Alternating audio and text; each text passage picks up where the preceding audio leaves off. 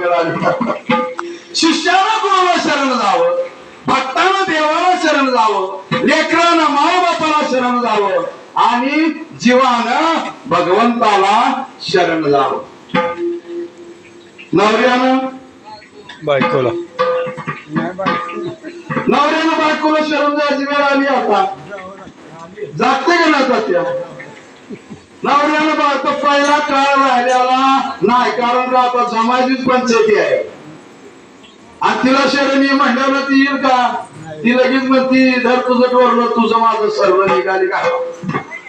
म्हणून नवऱ्यानं बायकोला शरण जायची वेळ आता आलेली आहे. तसा नियम आहे, बायकोनं नवऱ्याला शरण जावं, जीवानं देवाला शरण जावं. आणि म्हणून तुकोबाला सांगतात की बाबा संसारात आल्यानंतर पहिलं काम काय करा, भगवंताला शरण जावा.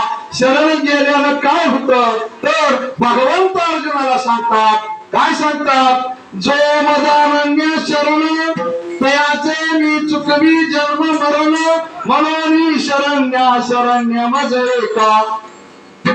जो मला अनन्य भावानं शरण आला त्याचा मी जन्म मरण चुकवतो. आणि जन्म मरण चुकवण्यासाठी 83,99,999 जीवानंतर मानवाचा जन्म घडलाय नाही का. कशासाठी? याचे देही घडे देवाचे भजन. या देहात देवाचं भजन करतं आणि ज्या देहात भजन करतं त्या देहाला आपल्याला घातलं. हे देवाचं थोर उपकार आहेत, म्हणून त्याला शरण जावं. कारण का? याच देही घडे देवाचे भजन. आपलं जन्म मरण चुकवायचं आहे, काय पुन्हा जन्म येणे नाही. म्हणून तुकोबा काय म्हणतात, तुका म्हणे